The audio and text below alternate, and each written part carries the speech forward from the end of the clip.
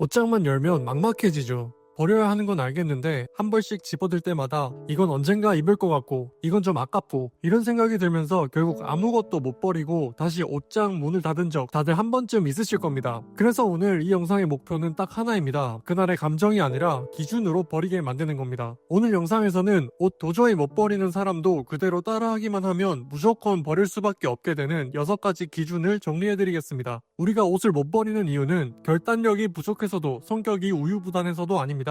기준이 없기 때문입니다. 언젠가 입을지도 몰라는 미래에 대한 불안이고 비싸게 주고 산 건데는 과거 선택에 대한 미련입니다. 이 두 감정이 붙잡고 있는 한 우리는 절대 옷을 버릴 수 없습니다. 그래서 이번 영상은 마음 다잡자 같은 뻔한 이야기가 아니라 지금 바로 옷장 앞에 서서 그대로 따라하기만 해도 실제로 옷이 줄어들게 만드는 현실적인 기준만 정리해드리는 영상입니다. 첫 번째 기준은 지난 1년 동안 한 번도 안 입은 옷입니다. 사계절이 한 번 다 돌았는데도 손이 안 갔다면 그 옷은 이미 이유가 있는 옷이겠죠. 유행이 지났거나 불편하거나 사이즈가 애매하거나 나와 어울리지 않는 옷입니다. 1년 동안 기억이 안 나는 옷은 앞으로도 입지 않습니다. 이 기준 하나만 적용해도 평균 20벌 이상이 바로 줄어들 거예요. 두 번째 기준은 비슷한 옷인데 항상 한쪽만 입는 경우입니다. 청바지 4벌 중 늘 입는 건 2벌이고 티셔츠 3장 중 손이 가는 건 늘 1장입니다. 이때 기준은 간단합니다. 지금 당장 외출해야 한다면 나는 이 중에서 뭘 고를까? 그게 당신의 진짜 취향입니다.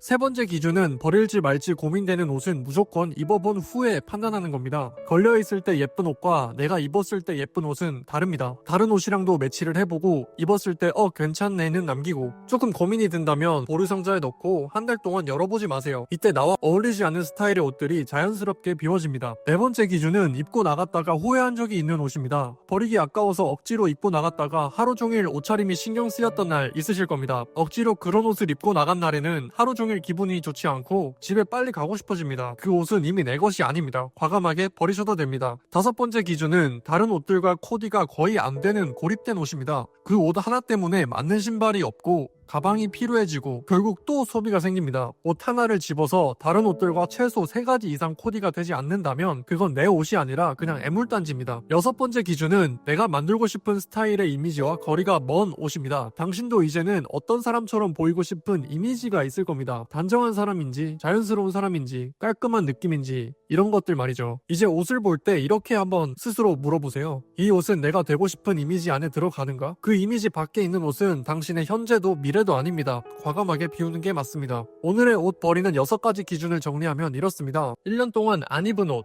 항상 손이 안 가는 겹치는 옷, 입었을 때 마음에 안 드는 옷, 입고 나가서 후회한 적 있는 옷, 코디가 거의 안 되는 고립된 옷, 그리고 내가 만들고 싶은 이미지와 먼 옷. 영상이 끝나면 상자 2개만 준비하세요. 하나는 버릴 것, 하나는 보류용입니다. 오늘 기준에 해당하는 옷은 바로 버릴 상자로 보내세요. 그동안 한 번도 안 꺼낸 옷은 이미 답이 나온 옷입니다.